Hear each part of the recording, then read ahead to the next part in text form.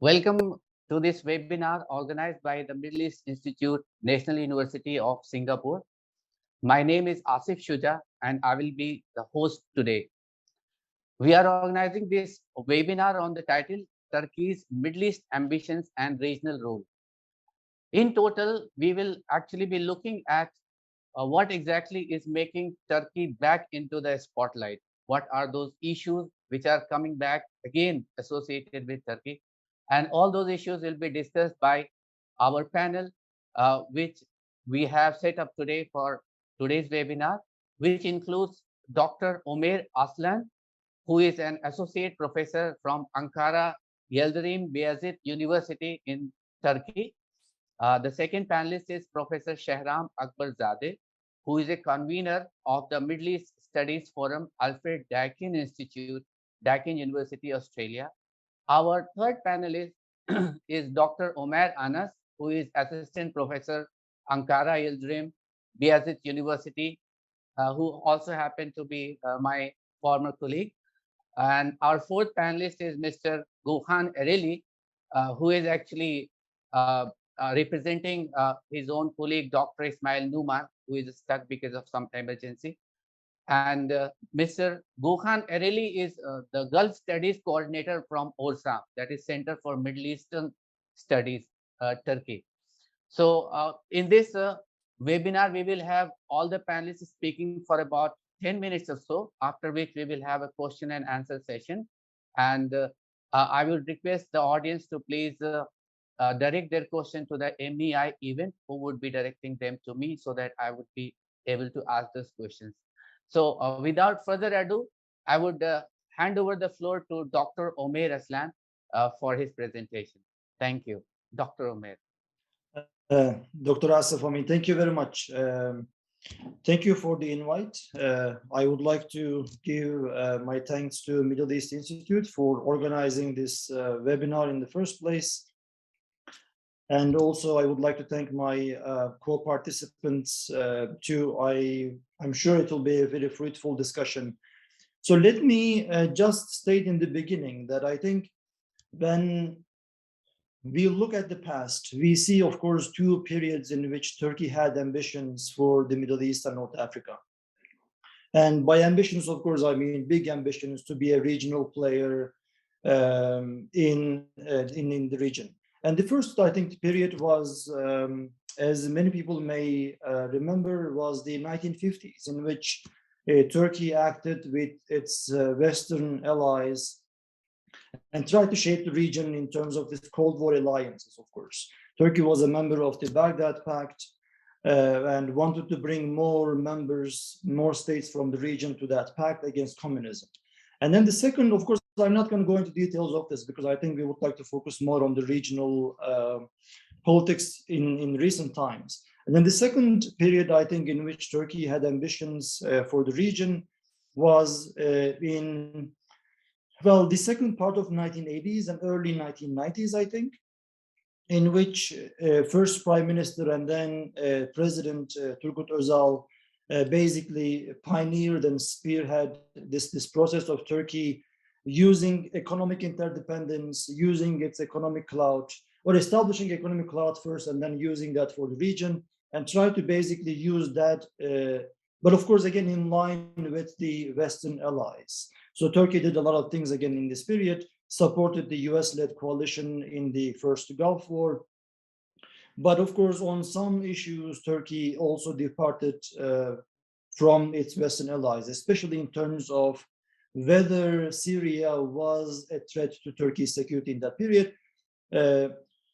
While the US administration at the time really saw Syria as a terrorism supporting state, basically President Özal denied seeing Syria from that lens. Özal believed that we can actually bring Syria under the Turkish influence by using our economic clout and so on.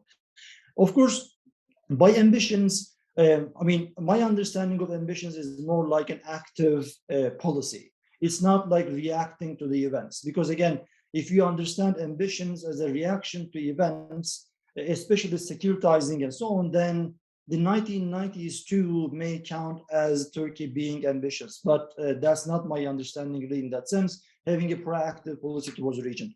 When you look at ambitions from that perspective, of course, I think post 2002, when the AKP comes to power in Turkey, is the period that you may and we should, I think, focus on. And in the first period, of course, Turkey, had a lot of advantages. First of all, it had the European Union anchor in the first place, and that basically gave it a permanent anchor. And then it had the democratizing reforms at home in the domestic arena. It was acting to a large extent with the United States, of course, on bearing in mind there were certain difficulties and divergences. But in the region, Turkey acted as this democratizing force again.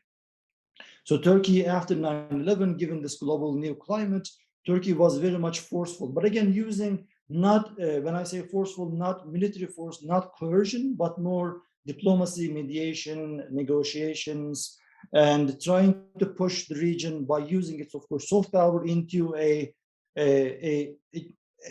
course of change gradually towards a more democratization path. But I think that, pretty much, ended, of course, with the Arab revolts. Because then Turkey's alliance with the West gradually, basically, hit the rocks. It was a lot of difficulties in terms of bringing in the Western allies into this, Arab revolts and this change.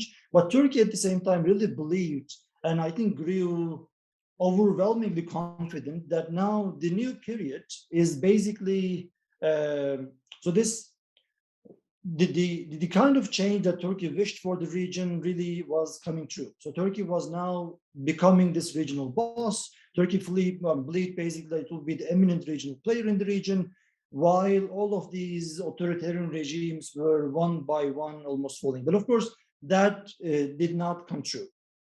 With the Syrian revolt, with the coup in Egypt, and then the civil wars happening in Yemen and Libya and then Syria. So all of that basically pushed Turkey, of course, with a lot of other developments. Turkey realized that things are not really happening in the way that Turkey wanted. And then, of course, we are coming into gradually a period in which Turkey, there's a shift from using diplomacy, mediation, negotiations, Turkey's soft power, this model country that Turkey was, democracy, capitalism, human rights, and so that was a mix that Turkey was representing. But that came into gradually crashing too in terms of the changes in the domestic arena. So democratizing reforms basically came to a halt and then even reversed to a large degree. And Turkey started to use, of course, feeling disappointment with its Western allies. Turkey started to use coercive powers, so using its military power more, incursions into Syria, doing this cross-border military operations, being militarily present in Libya, and being present, of course, in other conflicts, such as in Azerbaijan. So Turkey gradually grew militarily overconfident, but then at the same time, its soft power did not really bring the intended results in this case. If I can share just one, I think, data that shows the economic aspect too. This is just something, I did, let me just share this very quickly. Okay, this one. So this again shows us, I think, this is something that I did just these very, recent days, from 2013 to 2022. Of course, 22 is just 4 months, but you see the Turkish exports to the Middle East in the blue line, and then the orange one is Turkey's trade relations, exports to the Gulf. So we see, of course, this is 2022, almost, a steady line despite the pandemic, but there is no significant or substantial increase here, basically in that case. So if you cannot see, maybe let me. No, actually, we couldn't see that screen. You couldn't. Let me try. You should have been able to see it. But maybe just not to eat more of my time, I can show it maybe later on when there's a Q&A session. So otherwise, I will have very little time. So most recently, of course, when we look at what Turkey has been doing, there is, I think, recalibration. And I think for a few reasons.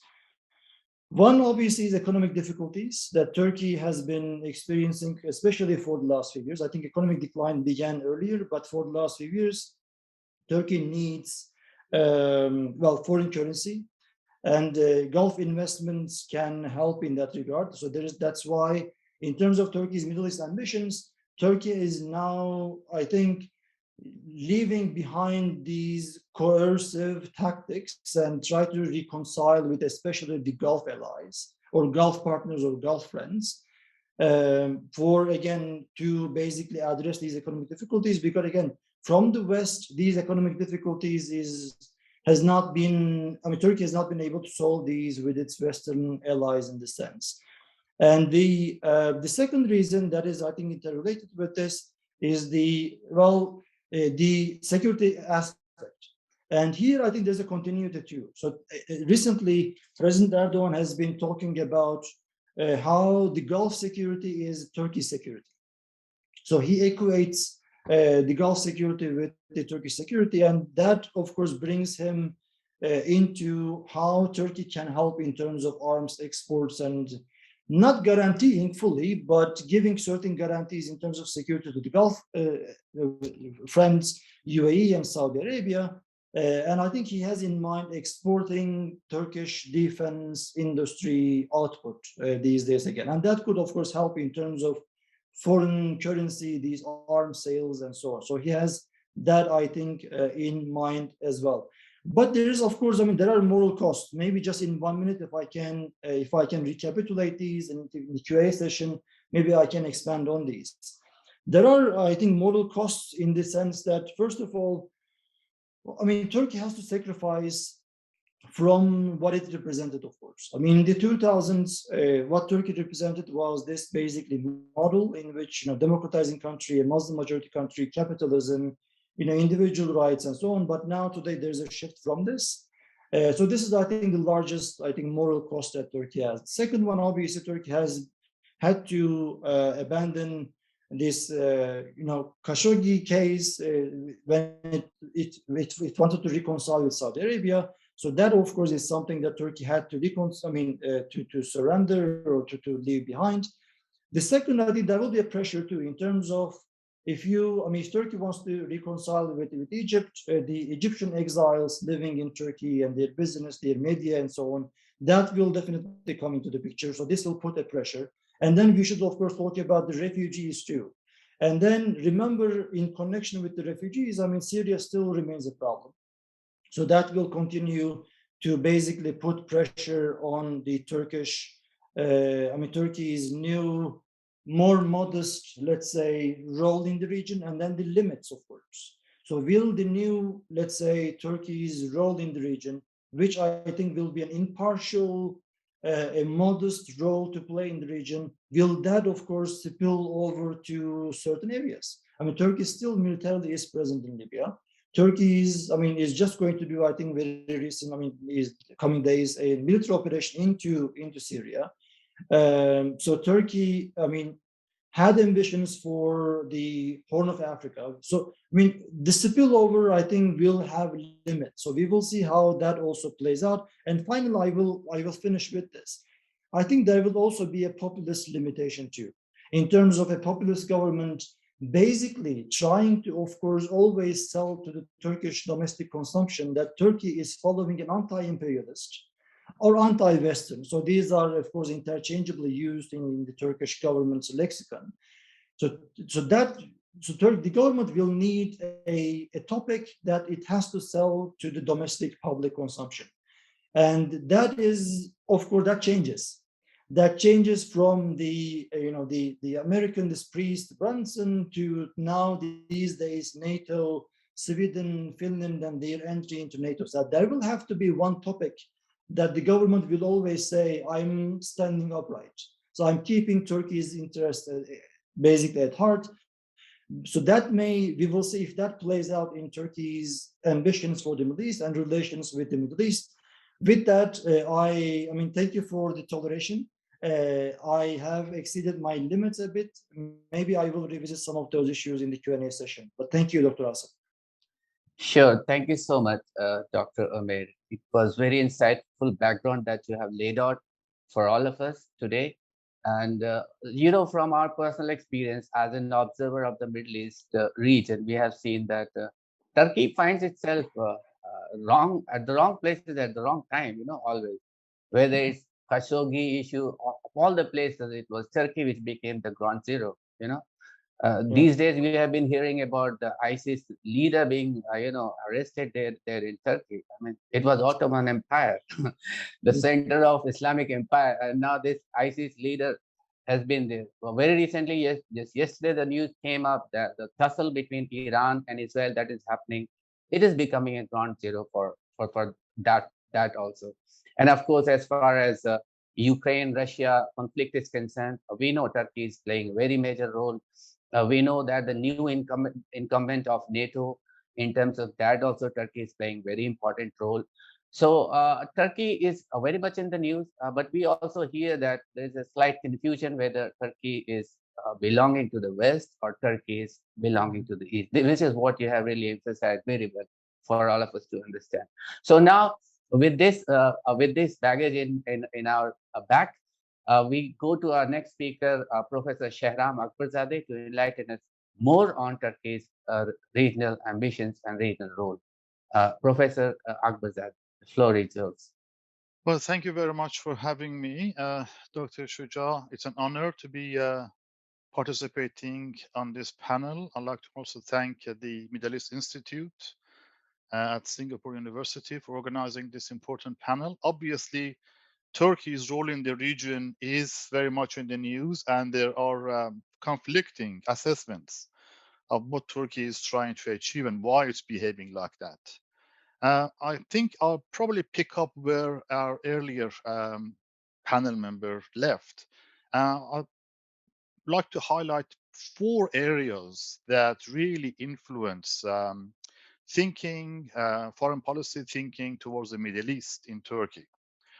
The very first one that I think is important to take note of is that Turkey has a desire to be taken seriously by Europe and also in the region as a modern state, and perhaps secular state. Now, the secularity aspect is being downplayed, as we know, by AKP, but it is still an important aspect that Turkey is a modern democratic state. Secondly, is the Islamic heritage of Turkey and the role of religion in Turkish traditions. That also plays a role in foreign policy thinking at some points. Then we have security concerns. There was a reference to what's been going on in Syria. That's a major security concern for Turkey. And security threats don't always emanate from states. They can also emanate from non-state actors. ISIS was a good example. And then economic factors. That's the 4th item on my list. Economic factors play a big deal in the way Turkey thinks about the region and relates with the region, the Middle East region. So while all these factors don't don't always come to play together at the same time with equal force, they can come together and push a certain direction on foreign policy thinking. And that convergence of these factors together is what really makes foreign policy thinking forceful in Turkey. If we go to the beginning of the current century, 21st century, the AKP government was a lot more explicit about its commitment to secularism and very concerned with security threats emanating from Syria. There were territorial disputes, continues to exist, water dispute, and of course, Syria's support for the Kurdish PKK, which is called a terrorist organization in Turkey. And you might say that these security concerns really helped Turkey consolidate its alliance with the US, emphasize its relationship with NATO, and also moves toward normalizing relations with Israel.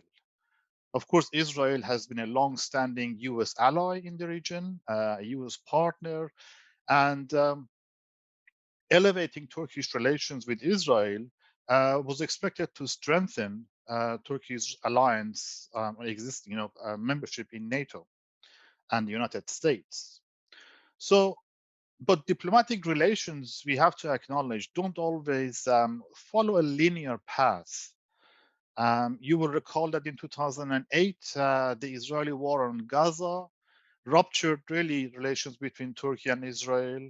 The AKP leadership found it very difficult to ignore popular angst and discontent towards Israel and sympathy towards Palestine, the Palestinian cause. So in this episode, you might say that Turkey's religious heritage played a more dominant role and became a dominant factor in Turkey's attitude towards Israel. And this led Turkey to pay a really high price for hardening its relationship towards Israel. The Gaza flotilla in 2010, we witnessed the killing of nine Turkish citizens in the Mediterranean Sea as they were bringing aid to Gaza, the Gaza Strip, against Israeli blockade. So this was a very high price to pay, but it made a really big difference for Turkey's image in the rest of the Middle East.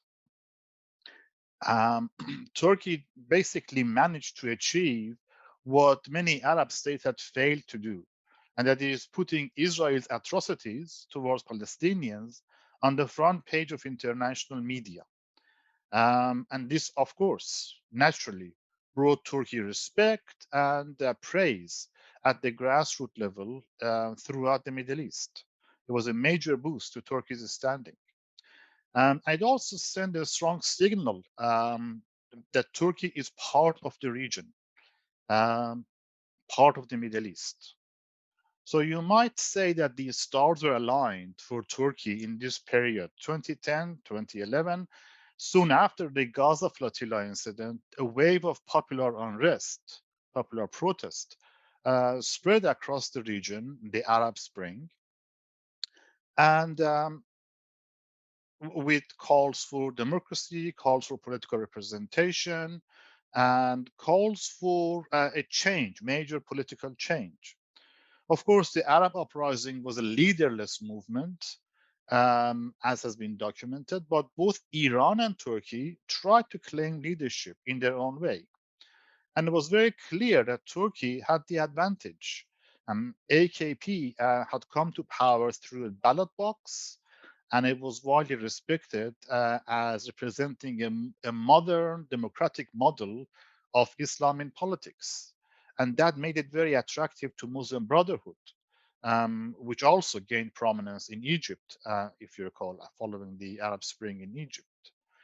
So AKP cultivated that image. It's only natural they cultivated that image of being a successful, moderate, democratic Islamic party. And this really reinforced the foreign policy thinking in Turkey that Turkey should be looking towards East, a turn East policy, because that's where Turkey could really claim, receive the respect it deserves and claim leadership. But turning east wasn't just about gaining greater role in the region as a regional power. It was also showing the United States that Turkey could pursue its own foreign policy making. It didn't have to abide by US rulebook. Turning east was also about economic prosperity. Turkey welcomed foreign investment from GCC, from the Gulf cooperation countries, and mostly, of course, Saudi Arabia and UAE were investing in Turkey heavily. So we already know that by by 2008 or so, Turkey was on the list of top 10 trading partners for UAE. So that's quite significant. But being part of a region has meant that Turkey was also embroiled in regional crisis. So in 2017, when Saudi Arabia, Bahrain, UAE, and Egypt placed a boycott on Qatar, the Turkish President Erdogan was quite openly siding with Qatar. Turkey even sent food and troops to Qatar to protect it against a possible Saudi invasion, which is quite a bold move. And still, it does speak to the mentality in the Turkish leadership that Turkey was a leader in the region and had responsibilities to act like a leader. So that sense of grandiose leadership was still very much present in 2017. And the reason for another reason for Erdogan's choice of supporting the Qatari government was that he felt a sense of affinity and loyalty even towards the Emir of Qatar, because the Emir of Qatar had personally called Erdogan a year earlier following the attempted coup. So you must say there was also a personal connection there that Erdogan was committed to maintain. So Turkey's ambition in the Middle East, ambitions in the Middle East, is very much also manifest in its efforts to act as a peace broker. Um, Turkey tried to act as a peace broker in relation to Iran-US tension when they were negotiating on nuclear deal, and Turkey came up with an alternative with two other parties, came up with an alternative way of managing enriched uranium. Turkey tried to act as a peace broker in the Qatar-Saudi Arabia dispute and boycott. So again, that goes with the peace broker role goes with that sense of feeling significant, feeling important, feeling that you are a natural leader in the region. So by the end of the Qatar boycott last year, um, although it wasn't really a result of Turkish mediation, it's certainly benefiting Turkey to have that dispute resolved, because it can now pursue resumption of strong economic relations and ties with other GCC countries, most importantly Saudi Arabia, UAE. We heard about how the Turkish government is trying to move beyond the Khashoggi murder, because that's a very significant stumbling block, has been a stumbling block in relations. But Turkey is trying to move past that because it sees the benefits of reestablishing economic ties. And that really speaks to the dire economic conditions in Turkey today. The high inflation rate, about 70% in May, make it crucial, make it vital for the Turkish government to attract foreign investment into Turkish economy to prevent the economy from collapsing practically. And the political future of AKP rests on this economic performance, especially noting that there's election coming up next year. And the AKP's electoral campaigns have consistently pointed to solid economic performance and putting bread on the table for Turkish families. So addressing the economic slowdown and the almost collapse of the economy is significant, is vital for AKP. So to a very large extent, this economic factor, I think, explains Turkish desire to bolster links with wealthy GCC members. I think by way of conclusion, I'd like to say that while immediately following the Arab Spring, Turkey pursued a leadership role and saw itself as offering a model for other states to follow in the Middle East. So it came from a position of strength. It is now seeking greater involvement with the region, most importantly with GCC, for economic prosperity, to gain economic advantage, and ensure the political survival of the ruling government.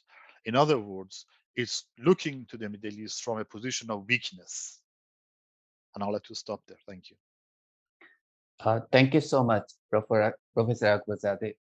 And the point that you have highlighted about the leadership of the Muslim world, it is very interesting to note that Islam originated in the Arab world, Saudi Arabia, and the two powers which have been the clement of the Islamic world are the non-Arab powers, Iran and Turkey.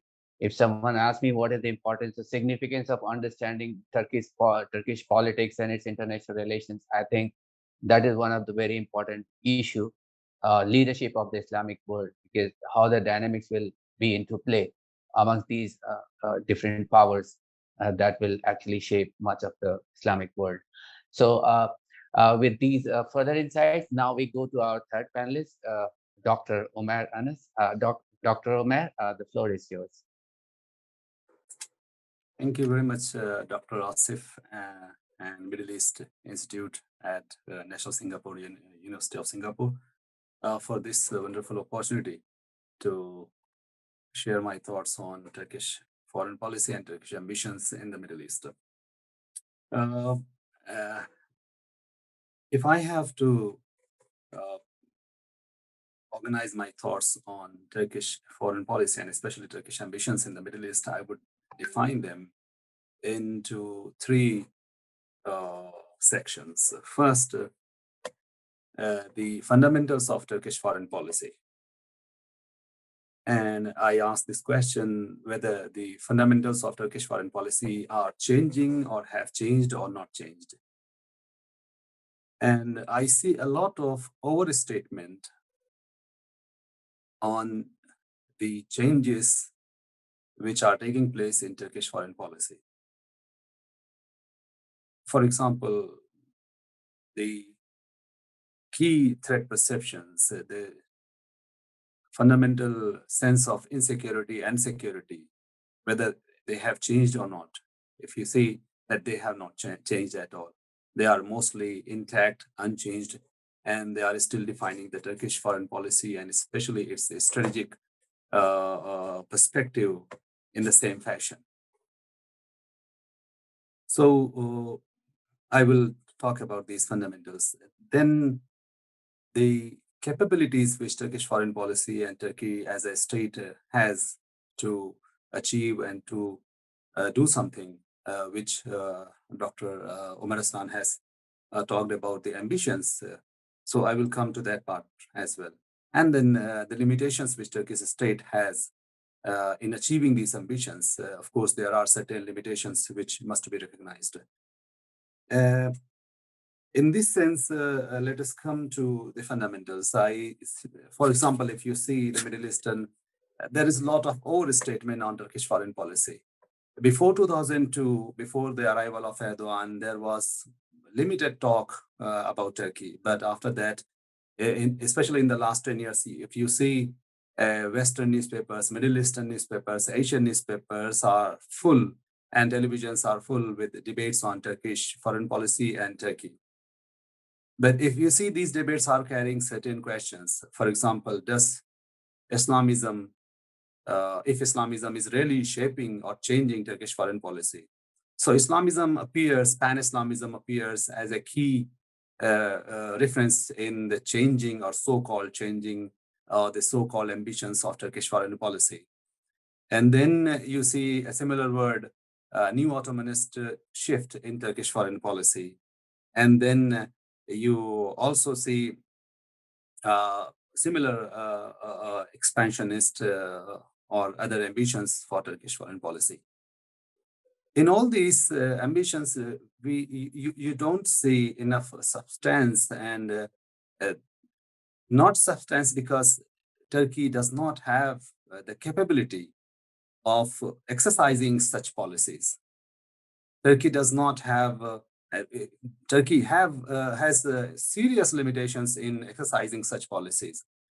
For example, if you see only about new Ottomanism or Pan-Islamism, until 2002, Turkey should be seen as an isolated country which was less connected with the Islamic world or Islamic masses. And the percentage of Turkish people who were knowing Arabic language or any other foreign Islamic language were pathetically very low. Today, Turkish people are learning Arabic language, and still the percentage of Arabic knowing people may not be more than 0.5% of entire population, I suppose. And in this sense, Turkey's ability to connect with the Middle East was very limited. And what is coming now is just newly achieved capabilities is still very much limited. At the same time, Turkish nationalism was so self-isolating and introvert that it did not allow Turkey to expand its horizon beyond certain Turkish communities. And it did not look to the Middle Eastern countries and other countries, especially to become part of a larger politics. So in order to connect with the Middle East, Turkey needed some ease and to soften Turkish nationalism, which AK party and Erdogan's party has successfully done in the last one decade.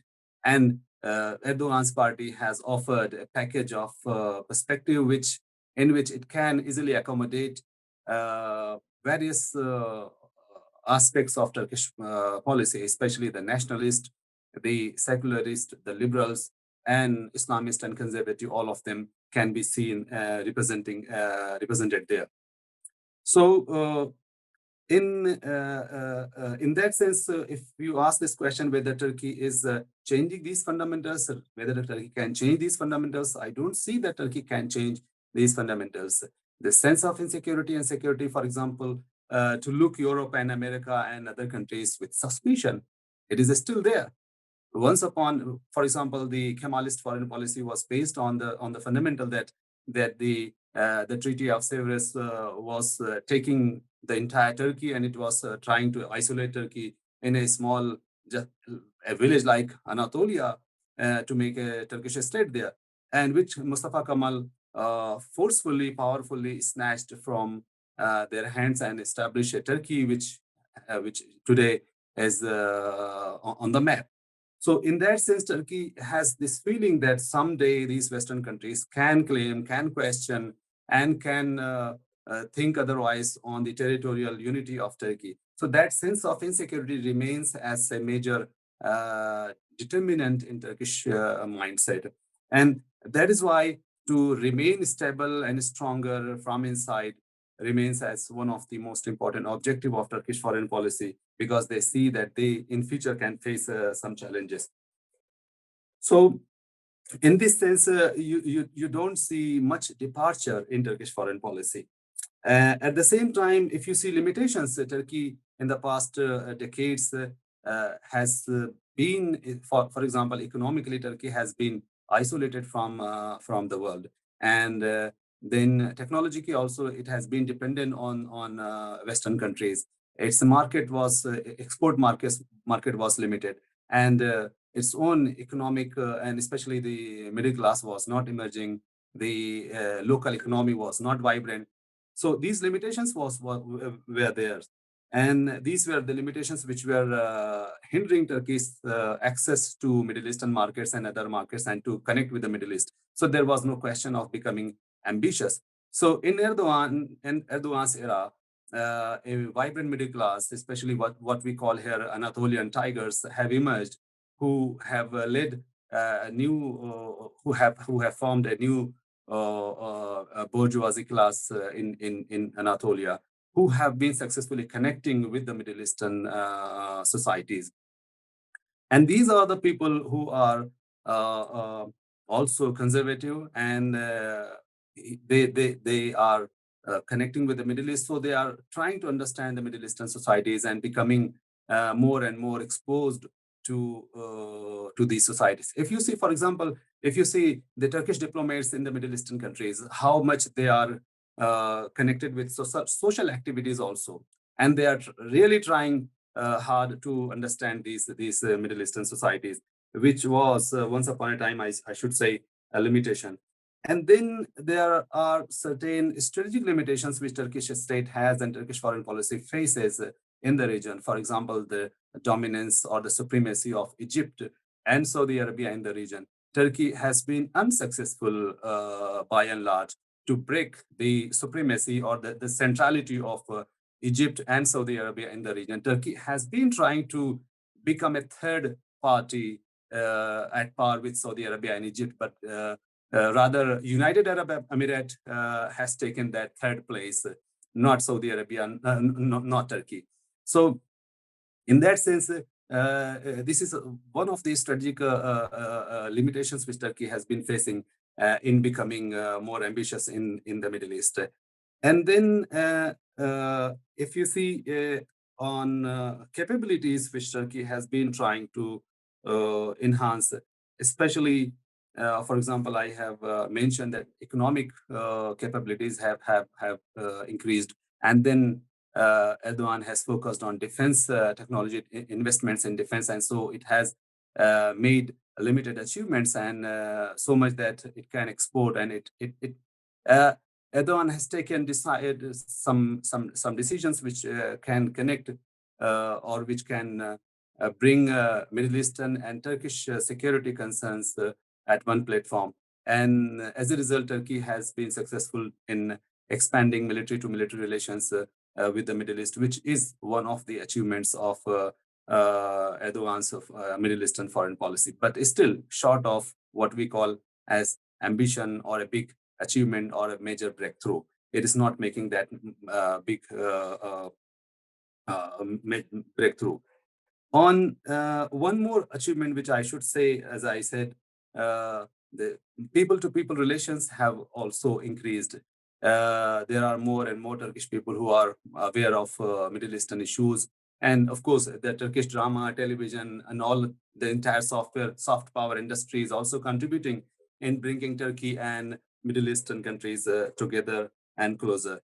So in this sense, you see that there is a trend in Turkey that they are ready for greater access and greater integration with the Middle Eastern countries, which was not possible some 15 years ago. But due to many changes, they are ready to become a part of the Middle Eastern societies.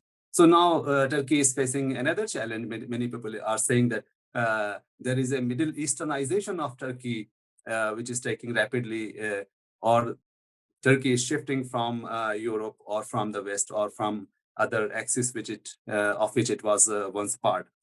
So what I would like to conclude with is that what Turkey has achieved in the last few years, there is a element of overstatement of Turkish achievements and Turkish accomplishments in the region. Of course, Turkey has made some breakthrough, but these breakthroughs are not sufficient to make Turkey, as I said, at par with Saudi Arabia and Egypt. And as a result, Turkey may not play that much decisive role as much as Egypt and Saudi Arabia can play in the region.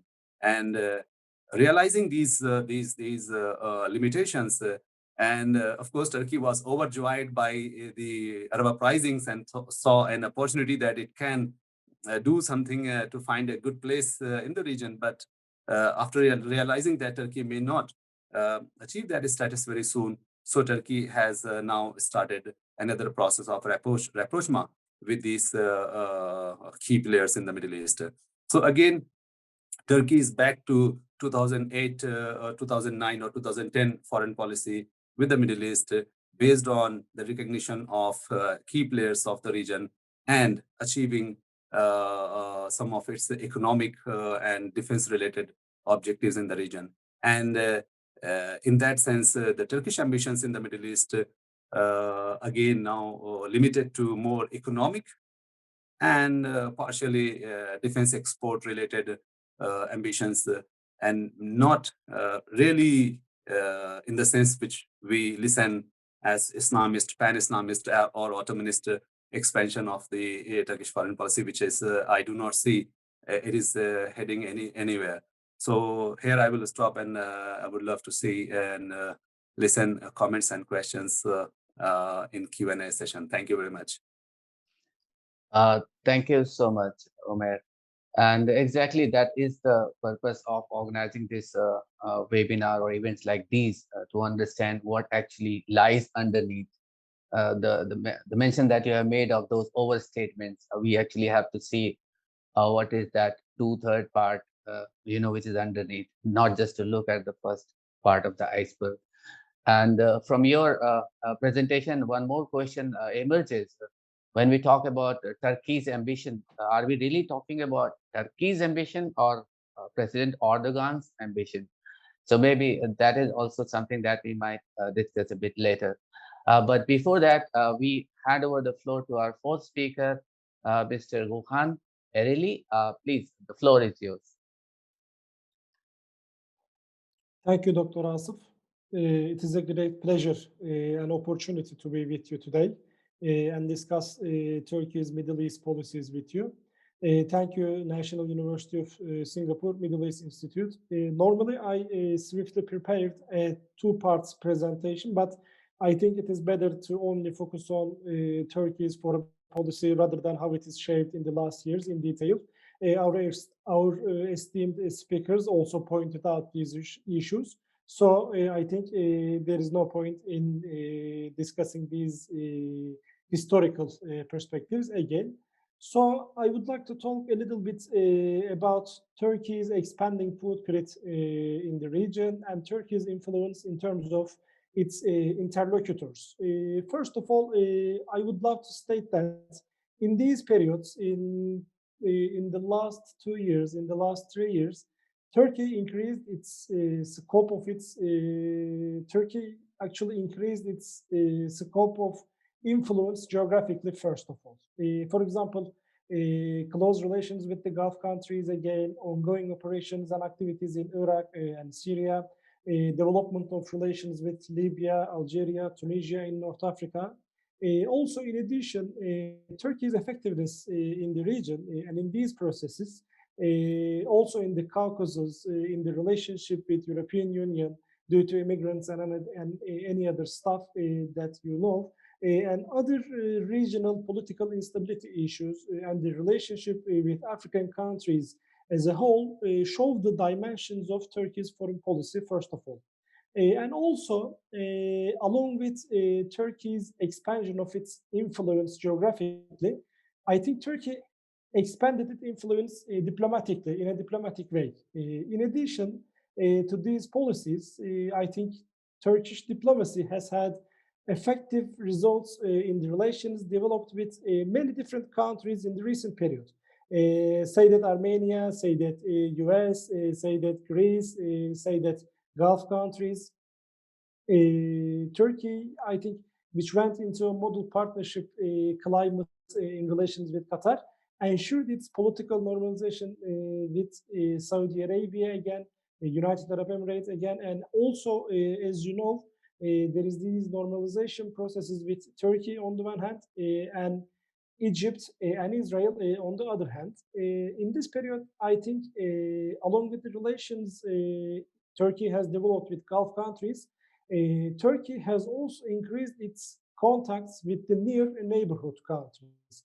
In this context, as I have said earlier, contacts with Egypt were conducted at the level of deputy foreign ministers, I guess, and also while the contacts with Israel were conducted at the level of heads of states and foreign ministers. You know, Isaac Herzog, the president of Israel, visited Turkey. And also, I think in these points, in this new era, I guess we should look at Turkey's regional role and in international turmoils.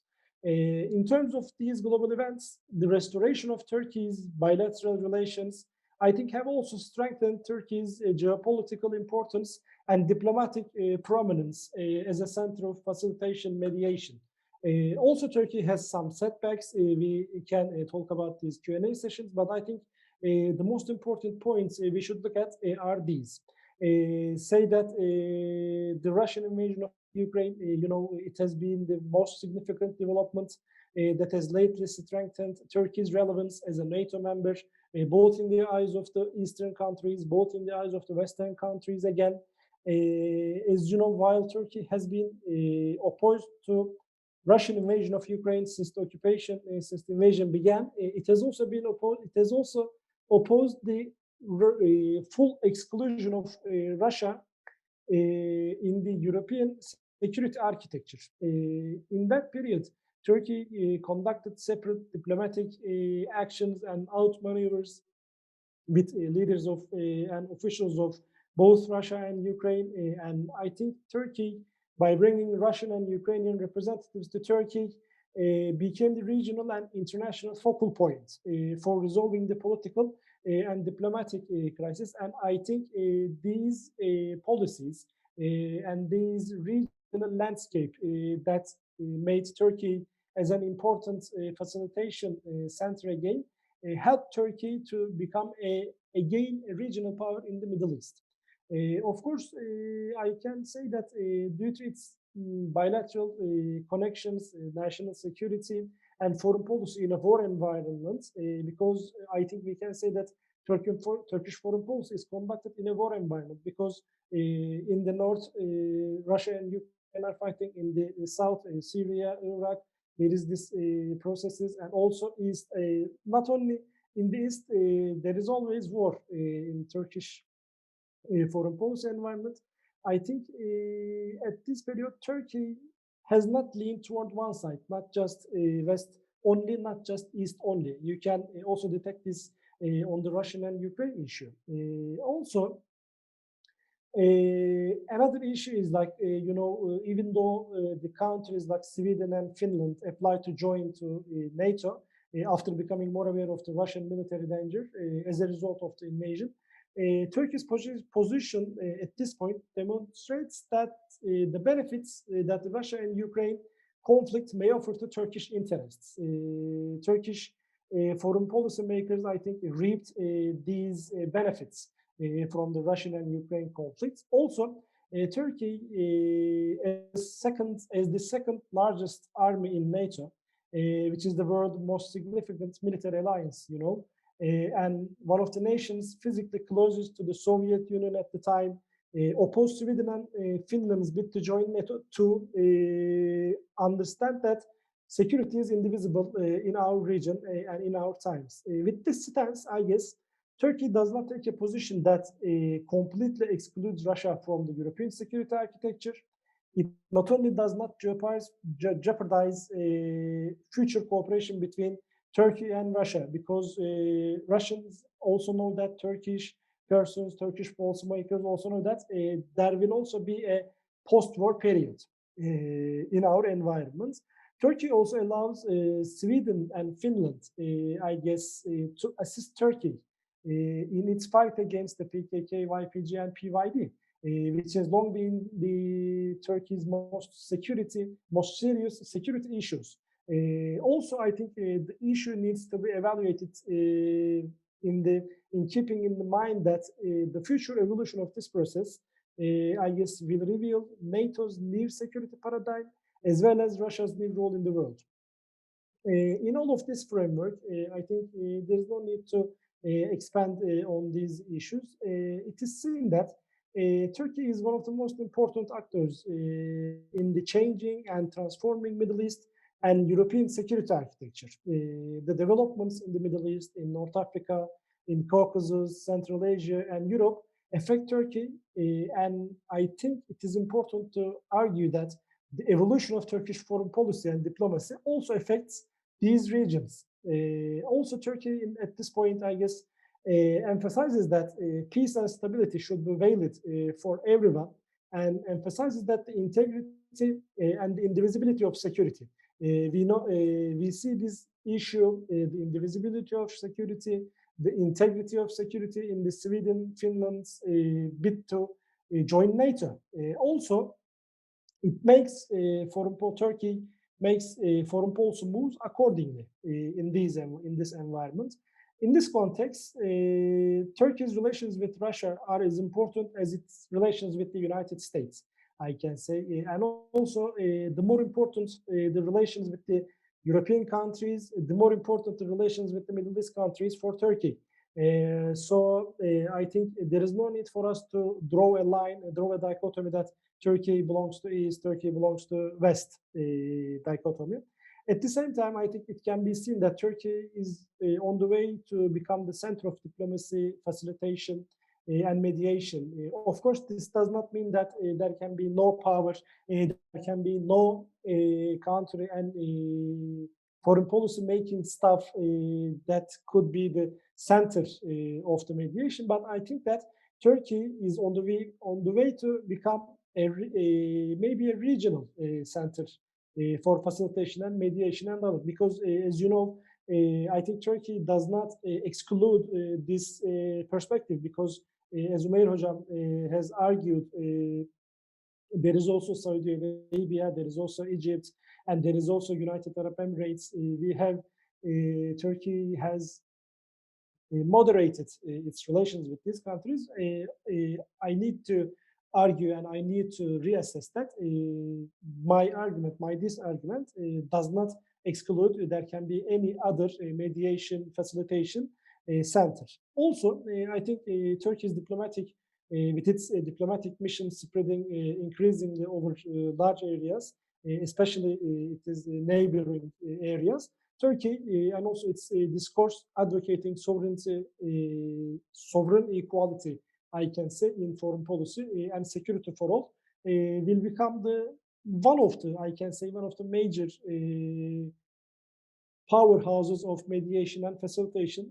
And I think we can associate, if we need to associate one takeaway from these, from my speech, is that Turkey's regional ambition is, I can say, is to weigh Turkey is to, I think, is to make contributions, is to make efforts towards becoming a regional mediation hub, facilitation hub, I can say. Thank you for listening. Thank you so much, Rohan. It was very illuminating. And with this, we come to the end of our presentations, and we have some questions coming up from the floor. And I would request our audiences to keep sending us the questions through the chat box, sending questions to the MEI event, which would be routed to me. Many questions, because Turkey remains an enigma. It's not easy to really understand, because one can say that Turkey itself doesn't understand what exactly is the line that it is taking, that may be debatable, but in many senses it appears that sometimes this, sometimes that. So for an observer, it is very natural to have those confusions. But I think with the question answer session, we would like to clarify some of those confusion. There's one question from my senior MEI colleague, Dr. Alessandro Arduino, for all the panelists. And I'll just read out this question. Question to all the presenters: your comments on Turkey's military material transfer as a military diplomacy tool in the MENA region. I think this is something quite pertinent to the current, Russia-Ukraine standoff, in which Turkey has been playing a very powerful role. So if we could go with the same order with which we have followed the speakers, and try to answer this question. Dr. Umair, can we start with you? Dr. Shuja, would you mind repeating the question? Sure, I'll just repeat the question one more time.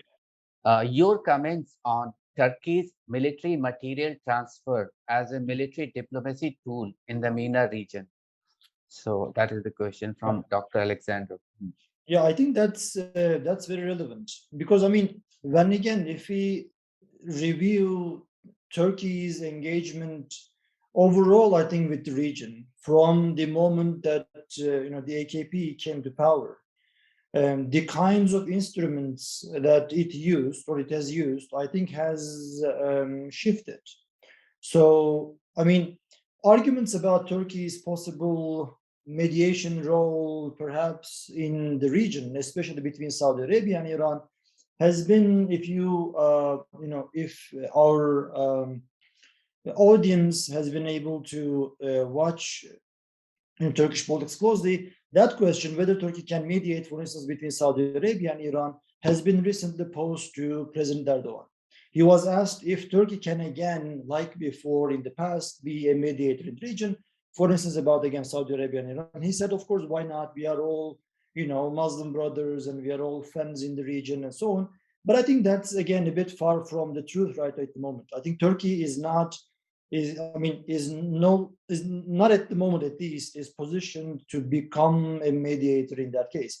So what is, I think, more available to Turkey and what is being emphasized, I think, more recently is now where does Turkey's strength lie? I think it lies in terms of this military technology and the transfer of that. So Turkey can use that as an asset. I think that very much came to the front when President Erdogan has been visiting United Arab Emirates, and especially in his most recent visit to Saudi Arabia. He, I think, most forcefully emphasized this point in which he said, they have the money, we have the technology, so maybe we can do something out of this. So maybe we can maybe sell this and we can use this as a Turkish asset to leverage our relations with especially, of course, Gulf nations. Of course, keeping in mind also that Turkey has a military base in Qatar and has soldiers in Qatar. So this is, I think, the way, not only with the Gulf either. I mean, again, with relations with North Africa, with Algeria and Tunisia, Turkey, in terms of its diplomatic language and tool, I think is using this possible transfer of military technology, military weaponry in the first place. But I think, again, there will be limitations. I don't want to prolong this point longer, but this, if the audience remembers this, I mean, Turkey's experience with arms sales is new. And there are a lot of complications that may arise out of military weapons and technology of, transfer of military technology. It just, if you remember, again, this came about recently, the Russian complaints about Turkish drones being sent to Ukraine, and Turkey all of a sudden defended itself, saying, hey, once we sell them, we are not responsible. But that's not how it really goes all the time. So, I mean, it's good in terms of talk, but then what if these weapons are used in a possible Middle East conflict? And then where does Turkey stand in this, or which side Turkey chooses? Because I think it's one thing, as President Erdogan recently also said, it's one thing to say that we are both friends with Iran and Saudi Arabia despite their mutual suspicions and so on. But once you sell arms and transfer military technology, then it becomes something else. So I think there is that limitation. But I think from now on, for the foreseeable future, for the economic reasons as well, that will be one of the talking points of Turkish diplomacy in the region in terms of this military technology and arms sales. Thank you so much, Dr. Dr. Mer. Shuja. Yes, please, Professor. Yes, I just wanted to perhaps ask a question. Do you want all of us to respond to the same question? That would really limit the number of questions we can address. Perhaps we can move to the next question. Professor, yes, we shall be directing questions to each and every speaker, but this question has been directed to all the speakers. So I think I would be very glad if you could also add on to this. I know you have a lot to I am happy with the response that my colleague, Dr. Umar, has offered. I think he's covered it all. Okay. Okay. Thank you so much. Dr. Umar, would you like to add up?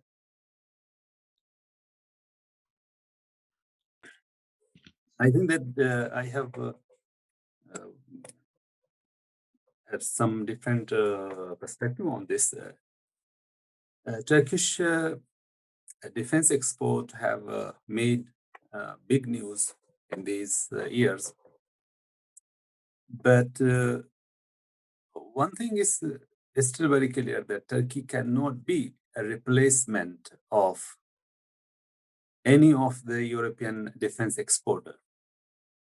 France, Germany, Italy, Britain, and of course the United States. And then the new non-Western players like China, India, China and Russia especially are also one of the most important sources, defense exporters for the region. So the Turkish ambitions for defense exports are still at a very realistic mode. So they have very small fraction of the market still. And the possibility of expansion in this market in a dramatic way does not look like in near future, unless Turkey has some breakthrough in some, especially in aviation, fighter jet, etc., which can change the market dramatically. And of course, Turkey is working on that. So Turkey is still working on that. And in this sense, what I see is that more than exporting to the region, Turkey may be seeking huge investments from these countries in its defense sector. And there are many news that many Gulf countries are really interested and keen in investing with the Turkish defense companies, and the defense sector is expanding inside Turkey. And in 10 years, maybe Turkey may be a good player. But as for the next 4 or 5 years or 10 years, I don't see that Turkey should be considered as beyond like Turkish drone, which is making a big change. Turkey does not have many other things to offer, which can be very exceptional and which can be considered as replacement of other big markets. So that is where Turkish foreign policy should be, and I think they are still very realistic in this sense, and they expect what they have, not what they do not have at this time in their pocket. So that is my point of view. Okay, thank you, Ahmed. Gokhan, would you like to add something to that? Yes, Dr. Asif, I can say that Turkey military transfer, military material transfer is a military diplomacy, okay. And I think also it is just like Dr. Umair said, it is improving and will be better in the future. Not Turkey couldn't and cannot replace, of course, US, Russia, and China at this point, but I think defense cooperation, defense industry cooperation as a whole in the region also contributes to the regional cooperation, because, as you know, most of the countries, all countries nearly, try to expand their facilities and their defense structures. In Saudi Arabia, we know there is Saudi Arabian military industries, which is the national defense industry cooperation, and also in United Arab Emirates as well. I think Turkey is also using and benefiting from military diplomacy, and it should be also. Thank you. Thank you so much. I have another question. I would request any of the panelists who would like to answer to this question from my another colleague, Georgi. Would Turkey be willing to act as NATO's extended arm in the Middle East? So, a simple question, but I think long answer could be. So, any of the panelists could tell us about whether Turkey would be willing to act as NATO's extended arm in the Middle East? Okay, well, since I didn't respond to the other question, maybe I have a go at this one, if you don't mind. Please go ahead. Well, that's a very good question, and I think Turkey is constantly walking a fine line between being a NATO member, but also being part of the Middle East and representing in a way the Muslim bloc, so to speak, on the international stage. So it's a difficult task for Turkey. I don't think Turkey would like to see itself as representing NATO in the Middle East, because that would very much tarnish and undermine its credentials as a regional leader that stands on its own merit, stands on the merit of its history, religion, political, and military might. So my gut feeling is that it would not risk its regional standing in the Middle East by behaving as if it was representing NATO. So, yeah, in short. Thank you so much. I have a reverse question. does NATO expect Turkey to become its player in the or its extended country in the Middle East?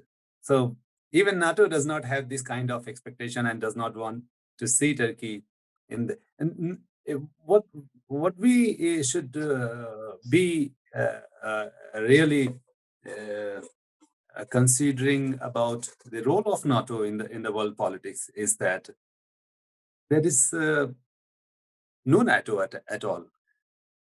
Yeah, formality they have, but what happened in Ukraine? Their indecision and their lackluster approach about NATO before that, Crimea, and what happened in Syria and other parts of the world. So individual countries, they are trying to assume greater role than the NATO itself. So, for example, France is trying to become more ambitious and more active in the region than NATO itself.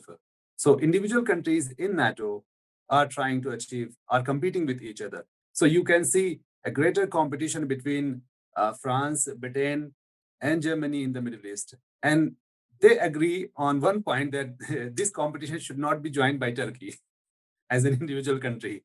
So, if Turkey wants to do the same defense trade, for example, or any other competition for its strategic interest, they would see as violation of NATO spirit and as a shifting away or drift from NATO. And if they do the same thing, it will not be considered as a drift from NATO.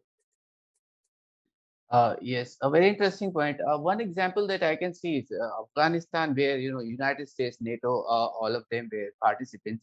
Now, the United States, because of its own internal compulsions and its own foreign policy shift, has said, "Okay, I'll be out of Afghanistan."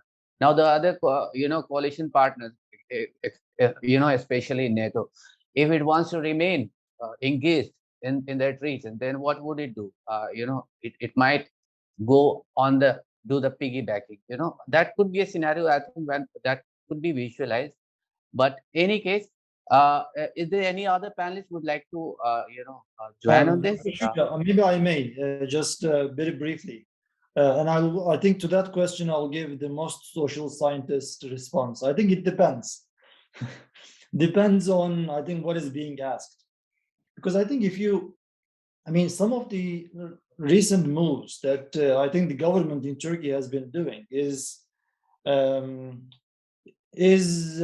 in order to get collect more strategic rents from the West in general, right?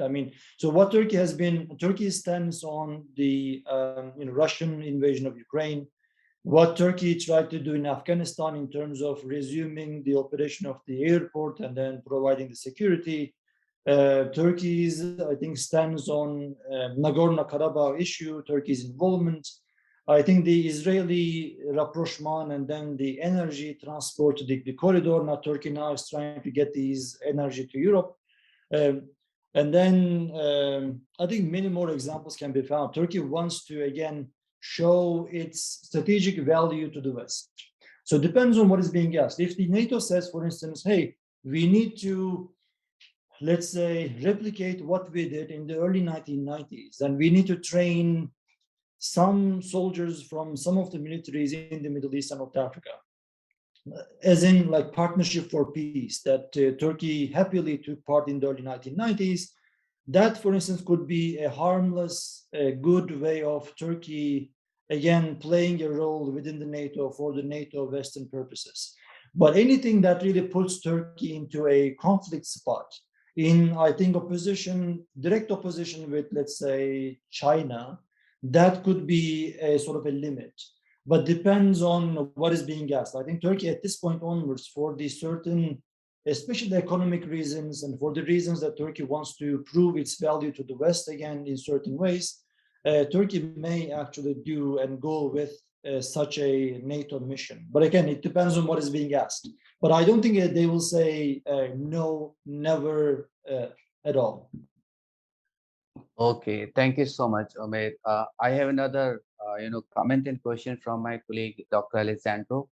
He says, thank you. This is to Dr. Omer Aslan. Thank you for the very informative presentation. You mentioned Turkey's ambitions in the Horn of Africa. Earlier you had in your presentation mentioned. Can you provide more details, especially in Somalia, Dr. Omer? Well, I think, so I mentioned this again as a possible, I think, limit. So still, I mean, for the last 2 years, I think what is going on, especially in terms of Turkey's diplomatic shift vis-a-vis the Middle East, I think we are on this transition period. We have certain, I think, inputs that we can rely on in estimating what is going to happen. In terms of what I mean by these inputs and certain dynamics is, first of all, economy. So for the I think next few years, we can see that Turkish economy will be weak, and Turkey will have that kind of impulse or an incentive that Turkey has to be careful about what it does in terms of economy, get more investments, and try to get more political investments from the Gulf. But we don't know how all of this will translate into Libya, how it will translate into Syria, how it will again also translate into Somalia too. I mean, Turkey has a competition, I think, has had a competition into Somalia, I think, with the United Arab Emirates, but also to some extent perhaps with Saudi Arabia. So from which of these Turkey, well, will put its foot down and say, I'm not going to back down from this, and we'll have to manage this together. And from which of these Turkey will say, well, I'm softer on this issue, I can maybe take a step back. So in terms of, I mean, so Somalia, that's, we will see how this competition turns, I mean, to what this competition turns into. Can there be a way that they can reconcile? Or will it continue to be a competition of some sorts? So again, I don't have specifically what may happen, but that will be, I think, one of the limits in which I think Turkey will decide. So my departing point from, in saying this is that I think neither side, neither United Arab Emirates or the Saudi Arabia nor Turkey immediately will give each other what they want. So there will be a more period of testing each other and seeing what I can get and to what extent I can go, I think. So that's how I see things now. Thank you so much, Dr. Omer. And I have one question that I have reserved for Dr. Omer Anas, because in the past we have talked about it a lot. When in the Middle East we look around, Syria is flashpoint, and Turkey has a very important role to play into Syria, specifically because of its own domestic compulsions, and that brings us into the domain of Russia's sphere of influence. Okay, and to the current scenario where Russia and Ukraine has a conflict, and where the West is looking at Turkey as a mediatory role. So my specific question to you, Omer, was what exactly is the nature of Turkey's operation being planned in Syria in the current dynamics? If you could answer that question. Before replying this specific question, I would like to add one more aspect of last year.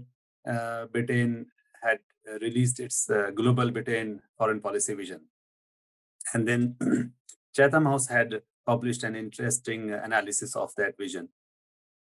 In that vision, Chatham House had very clearly said that the strategic value of Turkey after the Cold War has gone. Turkey is no longer important for NATO, for the West. Very specifically, they have clearly used this understanding. And I think that in Turkey, everyone is aware. In Ankara, the military leadership, the foreign policy leadership, they are aware that their exact value for the West is no longer the same as it was before the Cold War. One thing. Second, Ankara is also aware of the bad condition of the West. West is no longer the West. West is in disorder. Intellectually, it is in disorder. Philosophically, it is in disorder. Militarily, yes, still they are dominating, but they are no longer inspiring the non-Western world.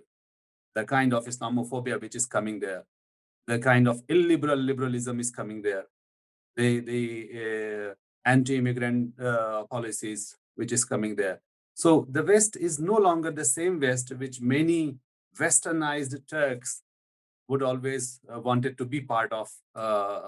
So that is where the West is no longer an inspiring bloc with which many Turks would like to be associated with for many reasons. So there are this sense of course, West is also abandoning Turkey. We see a lot of story whether Turkey is trying to leave NATO, but there is a lot of thing which many Turks, they say that the West is also leaving Turkey behind. They don't want Turkey there. So this is a sense of insecurity which is there. And here comes Turkey's role in Syria.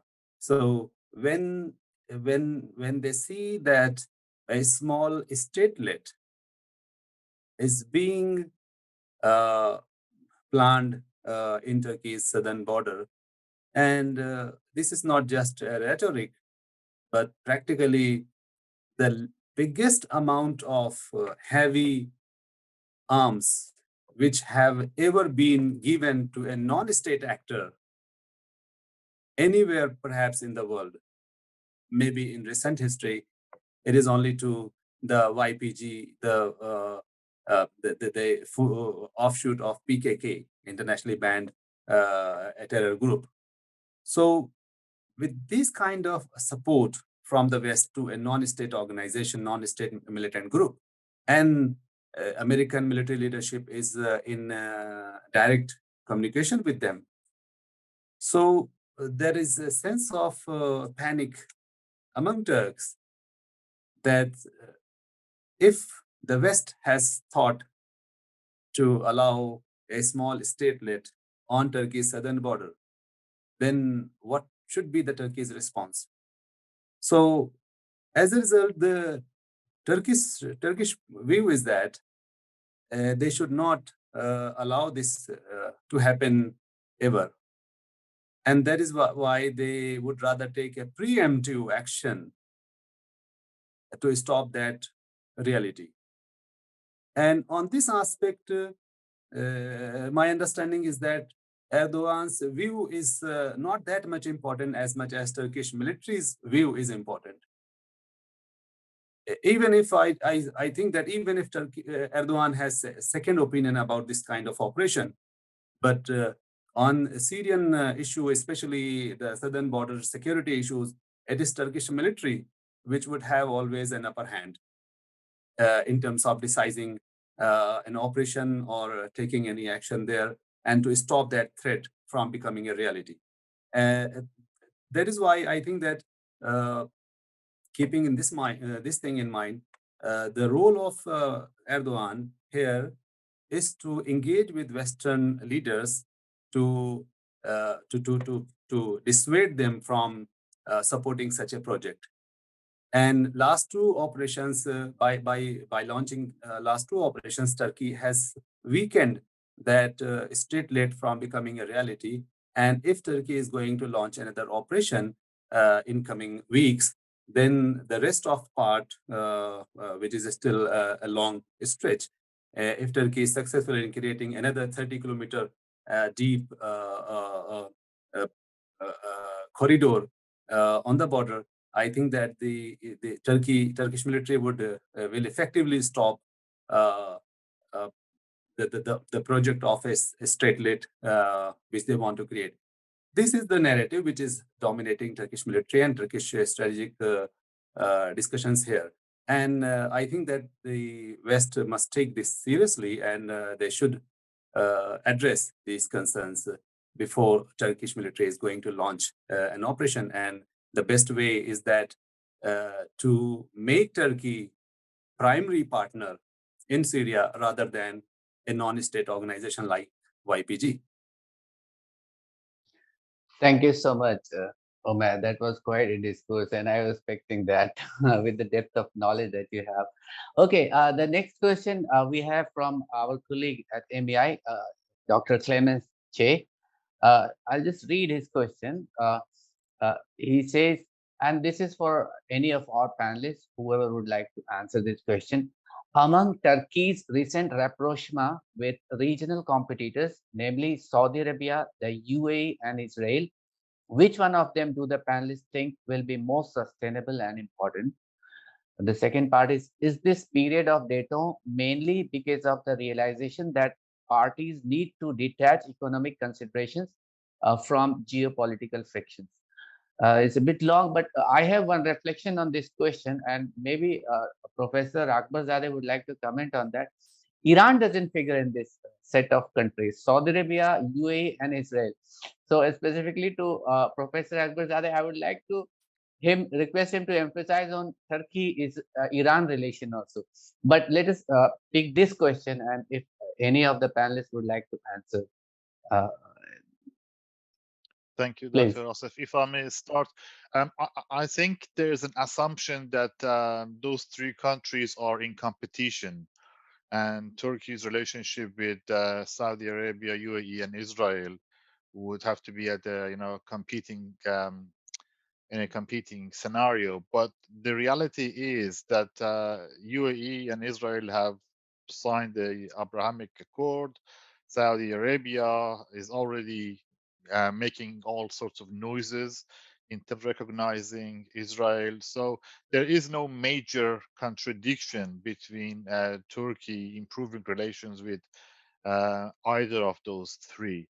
Um, I would I would personally expect that Turkey's trade relations with Saudi Arabia would be number one priority for the leadership in Ankara, because that's where the money is coming from. And that's where the current government and any future government in Turkey would need to secure financial support. Relationship with Iran is complicated. Turkey and Iran have tried to establish some kind of normal relationship, and they have been good friends, but they're also in competition. They also have their differences. So that is going to be one of those, the phrase that people use is um, uh, friends and enemies, frenemies. So that's going to be a defining relationship between Iran and Turkey. There are common grounds between the two, but they're also in competition. And I think that's just going to continue. That's the nature of politics in Iran and in Turkey.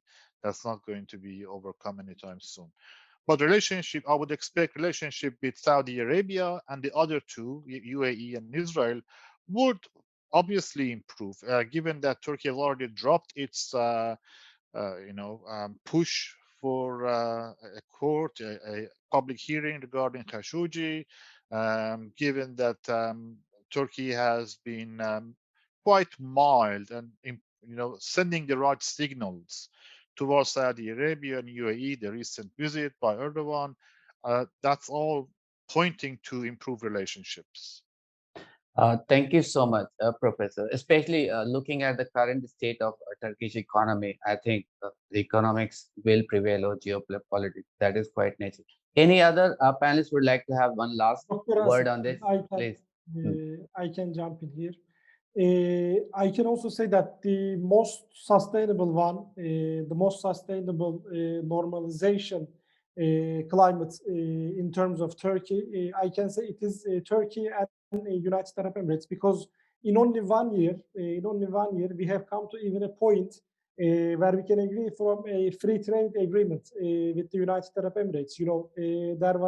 There have been these tensions period between United Arab Emirates and Turkey, and with the gradual rapprochement at the level of foreign ministries, Mevlüt Çavuşoğlu and Abdullah bin Zayed told over each other, and Tahnun bin Zayed, which is the national security advisor, and maybe we can say the second man in Abu Dhabi, come to Turkey, and also Mohammed bin Zayed and President Erdogan visited Turkey and Abu Dhabi, Dubai.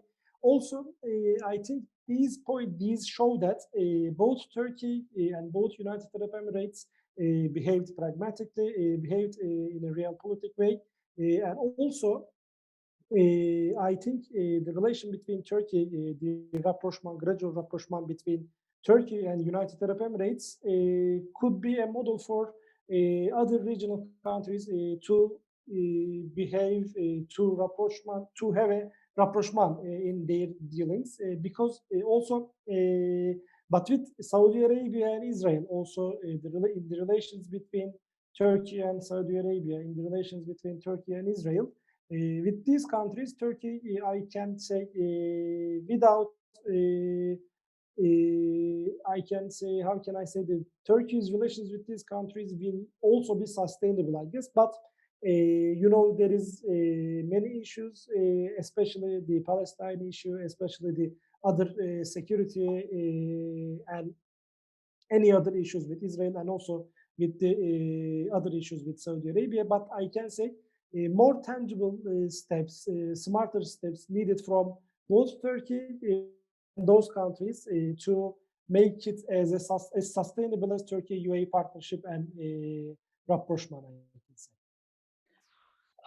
Thank you so much, Gokhan. And with this, we come to the end of this webinar, and I would really, from the bottom of my heart, thank all the panelists to participate in this webinar, to make us understand, you know, have the clarity on so many confusing issues. And thank you so much. I would also like to thank Middle East Institute, National University of Singapore, for organizing this webinar on Turkey. And I would like to especially thank my event team led by Ms. Sharon for working to make it happen. And thank you so much. And we wish we could see each other very soon. Thank you so much. You have a great day. Thank you, Dr. Shuja. Thank you so much. Thank you. Bye-bye. Bye-bye. Bye, everyone. Thank you for having us. Goodbye. Sure. Thank you. Bye-bye. Bye. Thank you.